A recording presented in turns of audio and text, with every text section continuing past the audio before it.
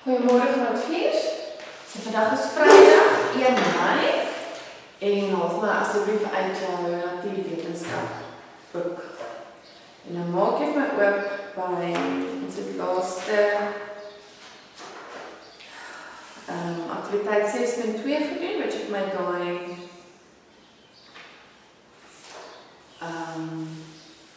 eksperiment moes gedoen het. Nou laai vir juffrou om, tot jy by die tabel kom. Goed, kyk na die volgende woorde en skryf dit in die gepaste kolom. So in jou wetenskapskrif, skryf jy vir juffrou 1 Mei, opskrif is hersiening, dan trek jy asseblief vir juffrou hierdie tabel oor. En nou hierdie woordjies moet jy vir my gaan inpas in die kolomme. So jy gaan skryf, wat kan vaste stowwe doen, wat kan vloeistowwe doen, wat kan gasse doen, wat kan ons met vaste stowwe doen, wat kan ons met vloeistowwe doen, wat kan ons met gasse doen. Goed, so stoot, waar gaan hy inpas? Dit is by vaste stowwe. Slaan, vaste stowwe. Uitasem, gasse. Bars, gasse. Vloei, vloeistowwe. So al die woordjies pas dit vir in hierdie kolommetjies in. Goed, die watersiklus. Nou kom jy vir verduidelik of julle almal ken al seker die watersiklus. So wat gebeur is, jy die see of enige dam of riviere en die water verdamp. Waterdamp. Waterdamp.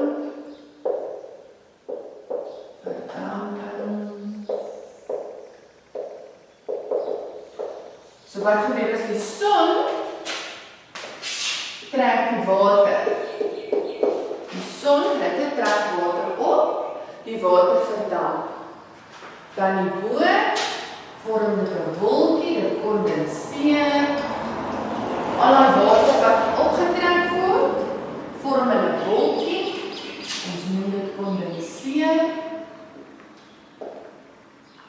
En as die wolkie te swaar raak, dan val dit af as reën. Hier is nou, so hier is jou land, hier is jou berg, of val dit af as reën,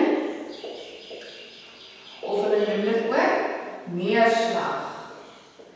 Dan het kom af aarde, dit slag neer op die aarde, en van die reën gaan dit weer see toe, en so maak dit 'n hele siklus. So aktiwiteit 6.3, jy het 6.2 te doen gekry met die fase van die stowwe, dan doen navorsing oor die watersiklus op die internet is in die biblioteek, en dan teken jy dit vir jou vrou. Jy kan sommer die prentjie gebruik wat jy vrou geteken het, dit is maar goed genoeg. Wat die fase veranderings kan jy in die watersiklus waarneem, en wat noem ons as spesifieke veranderings? So,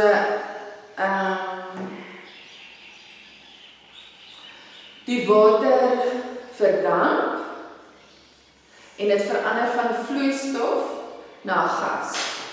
So van hier tot hier verander dit van 'n vloeistof na gas. Dan kondenseer dit en dan verander dit weer terug van 'n gas na 'n vloeistof as dit begin reën. Baie keer dan verander die reën ook as dit so koud dat die reën in sneeu verander of haal. En dan verander dit weer van 'n vloeistof na 'n vaste stof en dit noem ons vriesing.